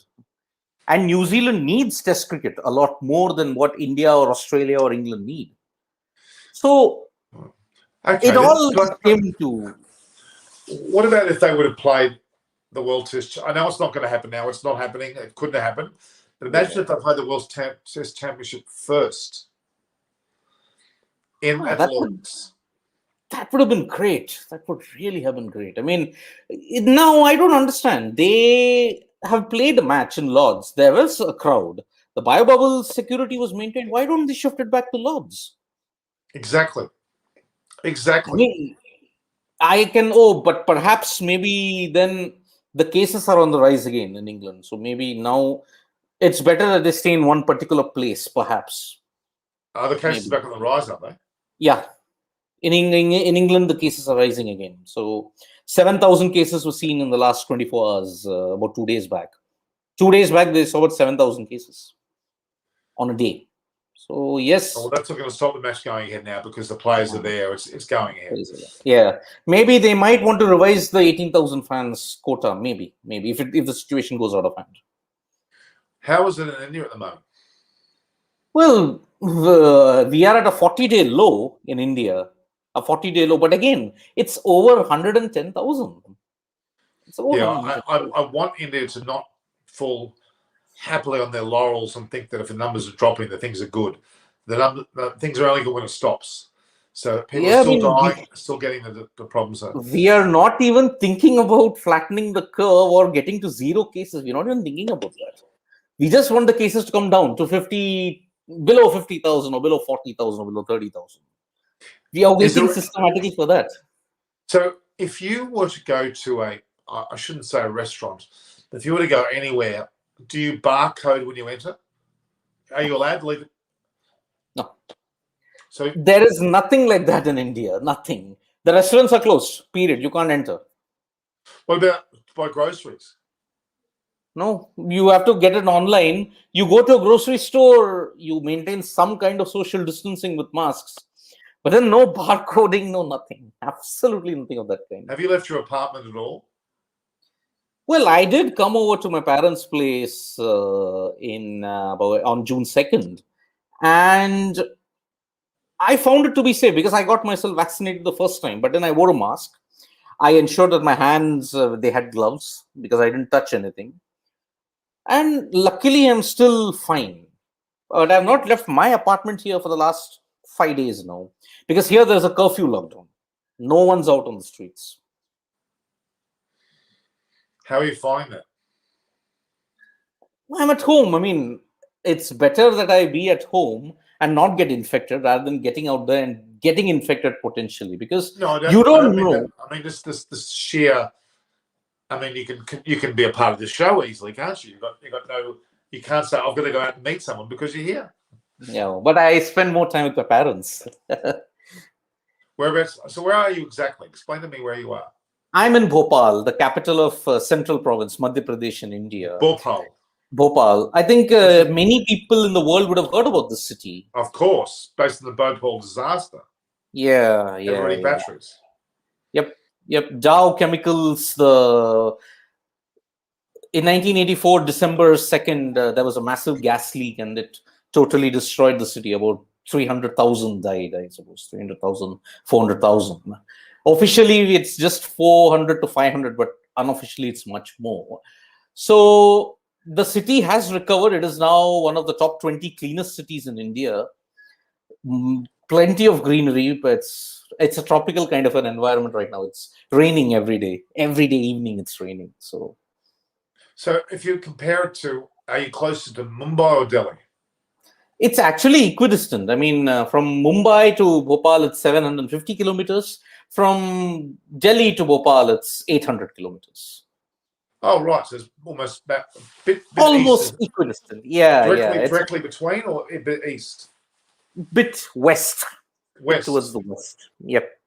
Right. So from Delhi, it's like this. Mumbai, it's like this. So it's like a kind of a greater than sign. The greater than sign, yeah. So it's that way. But here, it's a curfew lockdown because we are closer to Mumbai. So that's why it's in a curfew lockdown here. But restrictions will start easing off from June 15th here. From June 15th. June 15th. Well, that's good. Yeah. I'm just having a look at the broadcast. It's now within half an hour of playing time. You would have expected some commentary going on. No, I don't think they will start building up. Oh, they've started to talk. Yeah. 98 overs are left. Yeah. So with Tom Latham and Neil Wagner, who can be annoying when he bats. Yeah. Ollie Robinson, James Anderson. James Anderson's been a bit underdone. Hasn't been bowling that well. He's been bowling steadily, but not well. But I think they'll bowl Anderson out full tilt in the India series. I think that's important for them, not the New Zealand series. No, but then he didn't take a wicket in the first. Did James Anderson take a wicket in the first innings? I think he took one wicket. Yeah, I think he took one wicket in that. So he's on 615 wickets. Yeah, Ollie Robinson, very impressive. But he's not playing next match because it's stupid. I mean, explain to me, viewers, and explain to Siddharth and I, the logic of a player that hasn't this tweeting Instagram debacle was 8 or 9 years ago. Why do you need to take him out of a game now? They've played him in the first match. The appropriate thing for me would be to play the series out and then perhaps have something after a monetary fine or something. But don't allow a person on his debut to be given this bad news. It's rather melancholy. It's rather bizarre. It is bizarre. He's going to be elated. He's just played for England for the first time. That's a massive elation. But then it's broke down tokenism, much he's saying. It's disgraceful. It's bowing to. If England had any guts, they would say, right, well, we're going to let him play. He deserves it. He's made his way in. He's also bowling well. We're going to deal with it separately after the series and perhaps fine him or something. Because I mean, everybody, whoever is taking the moral high ground, everybody has had our social media blow-ups. I mean, none of us are immune to it. I mean, we do express our opinions. Yes, maybe racist, xenophobic, that's a fine line. But 8-9 years ago, no one had that maturity like how we have it now. Someone apparently has a vendetta against Ollie Robinson. So they've I think it took was out. it sounds like an ex-girlfriend or ex-wife coming to you, 20 years after you were married, claiming you raped me, when in fact that was some irrelevant piece of discussion. I'm not being sexist or racist in any of the comments I'm making. I'm just in a general thing. I always feel disgusted when things are brought up about someone's past at the moment of truth, when they make their pinnacle, when they have a pinnacle in life, when it's brought out, and it's too often the case. Yeah, Is that your wife? Yeah. She just wants I'm to sure pass hear what I'm by. talking about. No. Pass by. But So the reality is that it's got nothing to do with sexist comments. It's to do with the timing of these matters are disgraceful. This could have been brought up months ago. In fact, how was it brought up? Was it brought up by a journalist, investigative journalist, or what? Could be. Where did it come from? And its timing of release was horrific. I guess what would have happened is, I mean, this is just a wild guess that I'm doing. Maybe they want to do a profile of who is Ollie Robinson. They wanted to check his social media just to get a sense of how he is.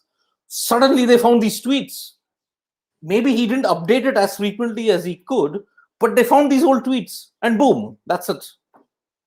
But yes, I mean, it is kind of harsh. I mean, no excuses for what Robinson did, but we all have done our social media blow-ups. I mean, come on. Social media is the ideal platform for blow-ups. Do you know what exactly was said?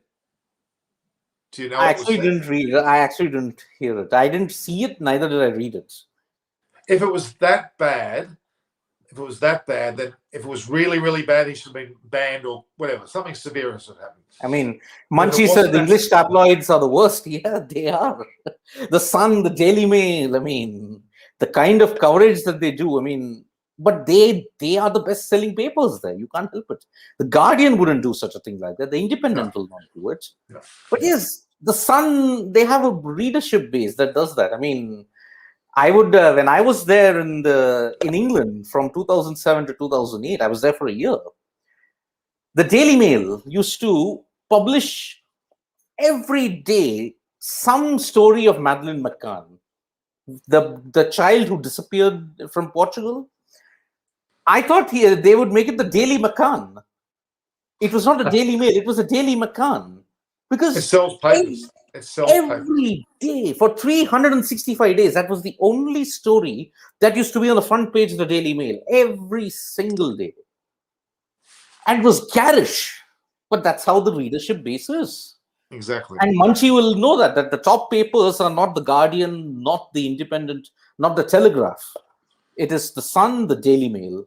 There used to be the Daily Star, but that is shut down now. The News of the World, that's also shut down after the Amir explosion. Oh, gosh. That was disgraceful. Now, let's have a quick look here. Munchie's brought up a comment. Hands up who didn't do something stupid as a teenager. I can't put my hand up. I can't put my hand up as an adult as well. I've done some stupid things as an adult. Yeah. Oh. I mean, it's easy, Norman, nowadays. If you suppose you want to bait the Indian public, you say something about Virat Kohli. Many people will say that you did something stupid, but you say that you're not stupid. That's the thing, right? Yeah, exactly. All right. Music Harmony is so true. Banning someone for a 9-year-old tweet doesn't make sense. Plus, I saw a few of these tweets, and majority of these tweets were dank memes. Dank memes. Dark. It's dark memes. Dark memes, which the majority of the people wouldn't even get. I agree. It was, and if it was serious enough, it would have been brought up earlier. Yeah. Indeed. And that's true. It's a low blow readership base. And Robinson is a lot like Ashwin, a master planner. Interesting, because I mean Robinson's not yet at that bowling level, and he's on a spinner as well. To an internet. Yes, Minister newspaper. Wow. Yes I never. Yes, Minister is a great example of the stupidity of the timing of these things and the lack of I mean, So- I will give the British their due. I mean, they gave us the railways, but they gave us superb comedy shows like Yes, Minister and Are You Being Served? I mean, I give them that. Unbelievable. Very, very funny. Faulty Tars, who can forget Faulty Tars? Legendary. And I would like to say thank you to Munchie and the rest of the British public for the Carry On series. Okay, sense. Do you know John Cleese? 2 years, John Cleese from Monty Python from Fawley Towers. I've actually got that on my community page with my YouTube channel. Wow. I actually have a picture of him with me, and he's doing this. He's going. It's very, very funny. I'll show you. I only posted that. Wow. I only posted that today. In fact, let me have a look. I met him 2 years ago in a famous cafe in Sloane Square in London, and he was eating with his family, but he was such an incredibly nice bloke. I think that the man is extremely funny as well. But let me have a quick look here. Indeed. Let me have a look. It's a great. So if you go to my so-called, can you see that page? That there's the video from Sri Harsha. Go watch it. Okay. It's amazing. Okay. I'll find the one with John Cleese. I've got it here. Here we go. Speak of the Devil. Oh, wow. Faulty Tars, right? Yep. John Cleese. Oh, that was in wow. London 2 years ago. My goodness. I was Nostalgia. supposed A lot of nostalgia. That was a great thing, actually. I have a Yep. lot of time for that man. He's extremely funny, which tends to help as well. All right, now, what's your expectations of today's play? We've got another few minutes. We'll go another 10 minutes or so, and we'll finish up. What's your expectations of today, Siddharth? I think New Zealand will want to build up a lead, and I think primarily because they didn't have a good batting session in the first innings. Already the over rates in this test match were appalling. I mean, terrible over rates. If the ICC have to clamp down on over rates, fines are not going to work. Simple. I would say if the over rates are poor, you take a very, very drastic step. Deduct 50 runs from the team. Deduct 50 runs. You cannot afford slow over rates. It's so sluggish. People come to watch a test match. You expect 90 overs of high attritional play, high voltage play. It doesn't mean only sixes and fours. There is a swing bowler who will beat the batsman at regular intervals. Edges may fall short. You get squared up. You get beaten. But you can't expect 60, 70 overs, 70, 80 overs in these conditions. I'm sorry, very, very abysmal conditions. But I think what New Zealand might want to do today is let us sort out some chinks in our batting. Because I don't think they can force a result today. So they may want extended batting practice because the pitch is very good now. Build a lead of about 350, 400. And by the final session, just get England in. Who knows? Some last session blues might result in a collapse. It's interesting the way you're describing that. It's a very Australian way of approaching the match in terms of running it into the ground, literally, by getting a very big lead and then giving absolutely no hope to win and doing it that way. I would like to see them, and they're talking about this at ESPN Quick Info, they're talking about them getting to 270 and then putting them in. 270 lead. Yeah. But I don't think so. They would not want to give England any chance whatsoever. I don't think so. So that is why I would say that maybe get them bat well, take the momentum into Edgbaston, and then see what can be done. Try winning in Edgbaston. So at the moment, if there's a full day's play, there'll be 98 overs, they're saying. Yeah. So I doubt that will happen. I would say we'll be lucky to get 50 overs in. And that's probably what... Yep. Yeah, Munchies Yeah, Munchie agree agrees with with me in that. Yeah, they will just bat. you. Because Munchie said the same thing. collapse in the collapse in the Uh, first innings was not good. no. I mean, look, Ross Taylor and Williamson's out. Ross Taylor needs some time in the middle, and he's Yep. more than capable of doing that. I really like Ross Taylor. There's something about his batting I've always liked. And if he And a brilliant human being. Brilliant human being. Yeah. In fact, Ross Taylor was my first ever interview when I stepped down into cricket journalism. Really? Yes. And that is why I owe a big debt in my career that Ross Taylor, thank you for making me what I am today. That was my first interview with him. And if I ever get a chance again, I will say, thanks, Ross. So set the scene for me. Where was that? I actually wanted to, the day at that time in 2012, he was 2013-14. He was playing with the Delhi Daredevils, IPL. I just wanted to go and see and meet some players. At that time, you could meet players in India. So I said, why not? Why not I try Ross Taylor? So one of my ex-journalists, ex-colleagues, who was a former Delhi Daredevils media manager, he said that he took me under his wing. He said that I'll teach you how to do it. His name was G. Rajaraman. So G. Rajaraman took me to him, Ross Taylor, and then I asked a couple of questions. It was 5-10 minutes. And I got a story. So more than Ross Taylor, I would take this platform to say thank you to G. Rajaraman as well for giving me the right platform to start my career.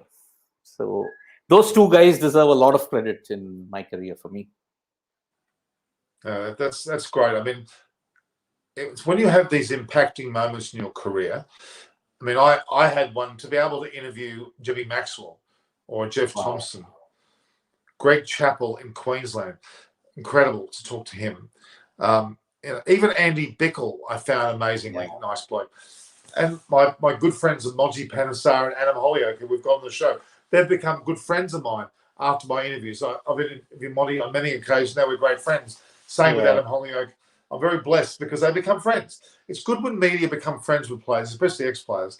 I think it's a very special thing to be able to do that, and they can share their experiences. And you don't necessarily glorify it, but you love to talk about it, like two mates. My approach to any interview is, I'm your mate. Let's have a chat.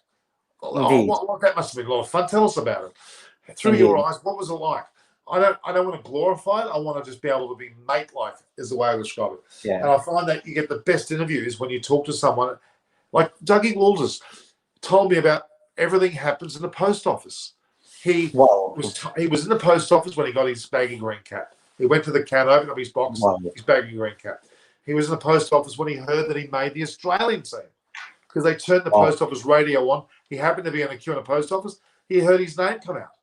Yeah, I mean, I still have 3 dream interviews that I planned if I ever get the chance.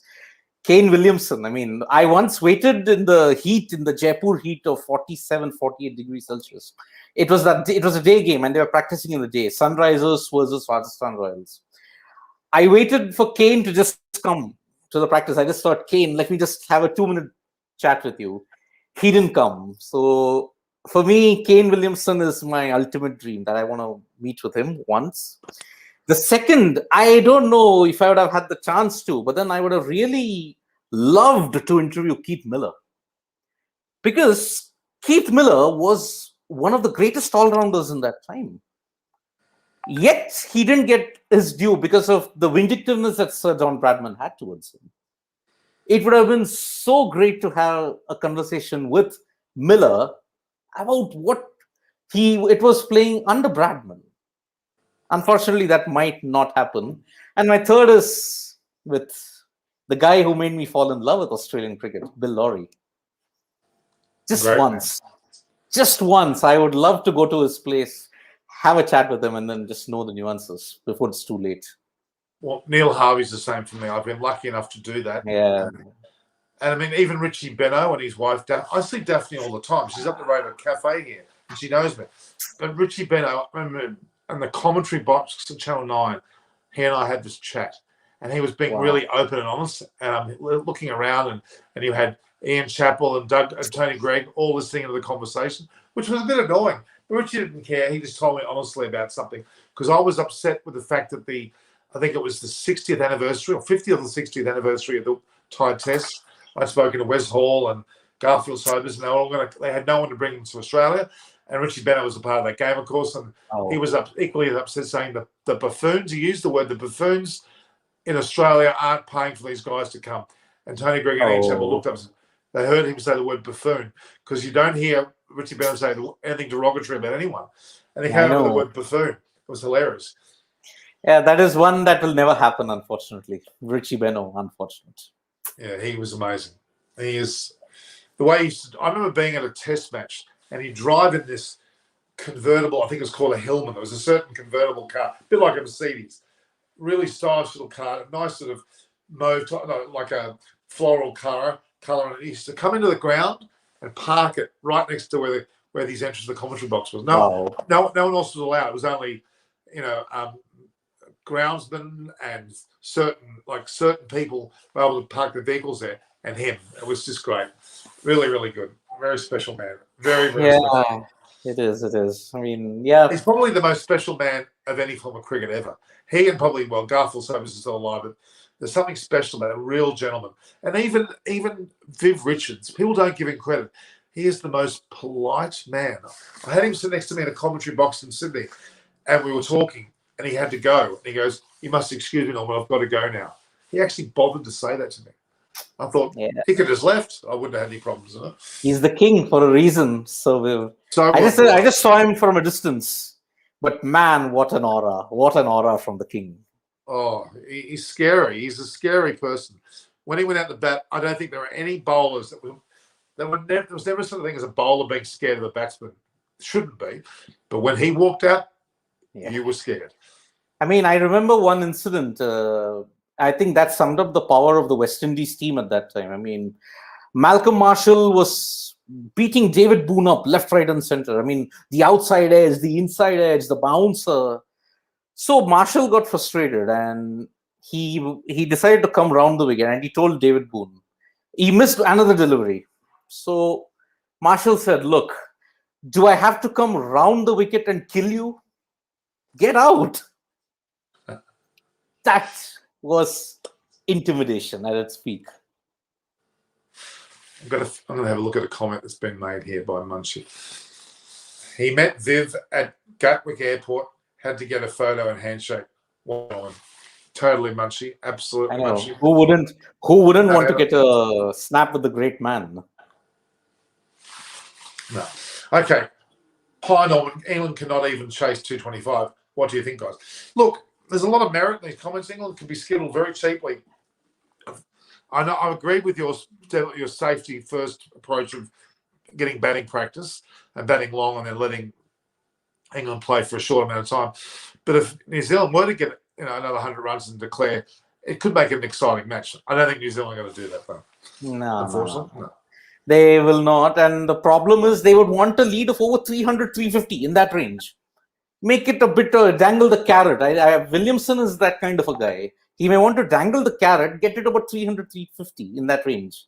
Declare, and then hope for the best. This is a great comment from Music Harmony. Music Harmony is only fairly young, but he's bang on the number here. He's convinced that Viv would have had a strike rate of over 180 if he played T20s. You know why? Because Viv would have adjusted. Viv would have said, "Okay, I need to hit more. You want me to hit more? I'll hit more." And he would have done it. He would have went well over two. He could have gone over 200. Yeah, I mean, the king. I mean, he redefined the way how batting was. Then gone was the different. Imagine now. He would score 300s in 50 over matches. I'm sorry, he's that good. Viv Richards is still, to me, the top 3 batter in the world ever. Top 3 ever. Bradley, you have to give 1 because of statistics. But I'll tell you what, Viv's not far behind, really. And the reality is that we'll never get the chance to see him now, but he would have been just as good now. There's no doubt about that. No doubt about that at all. I think the king. He is the king for a reason. Forever. Yep. Forever. I have never seen a batsman walk out to bat with the swagger and the confidence and deliver as well. Fearlessness. He never wore a helmet, I think, in his entire career. He never wore a helmet. I don't think so. No, he did never, Yeah. ever. And he was hit sometimes square in the head. I think secretively, Virat Kohli, if he's being honest, idolizes Viv Richards over any other Indian batsman. Yeah.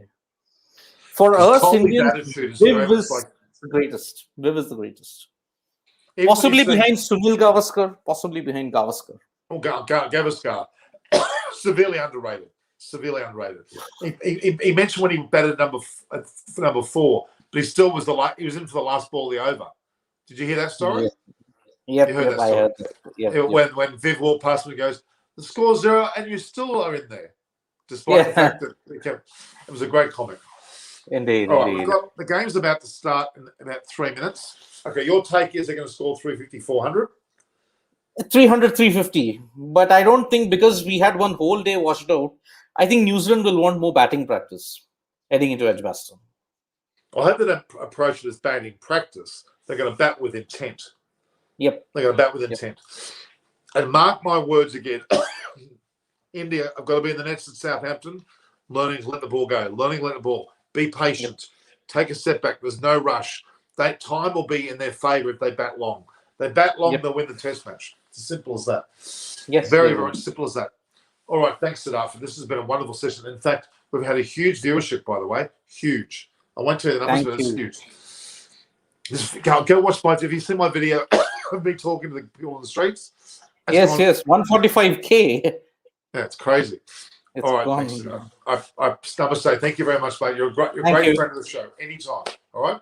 Absolutely. You go and have Thank lunch. you. I've finished. I have to get down to work. Okay. All right. You take Thanks, Norman. You too. Ciao. Bye. Ciao. Ciao. Weren't we lucky? We had Siddharth there today. Siddharth, as you know, Music Harmonies, right? An excellent session. A great discussion we had today. And I'm going to go watch the match now. So again, this is Norman Kochnick from Eyes on Cricket. Please, I implore you, if you're going to be a part of this channel, hit the subscribe button and hit the notification bell. Subscribe button and notification bell. Please show evidence that you're watching this. Not just watch it, subscribe. It costs you nothing. It helps me with my channel, and I would appreciate it. So view, like, and share. Share it madly. Tell everybody else to also subscribe. Not just watch, but subscribe. So subscribe to Eyes on Cricket with Norman Kochnick and hit the notification button, because I'm going to try and be on every day at this time for the test matches, and then ultimately the World Test Championship, which will be a huge match, which is the pinnacle of cricket. And I want it to be understood that that is the pinnacle of cricket. So here we are. The game is about to start again. About a minute to go. Please allow us to help you enjoy cricket. Again, Eyes on Cricket. Hit that I'm going to be quite nasty. Hit that subscribe button. Do not do anything else but subscribe and hit the notification so you know when I'm on next, okay? And we'll get a lot more great guests. We've got Doing Maxwell coming up soon.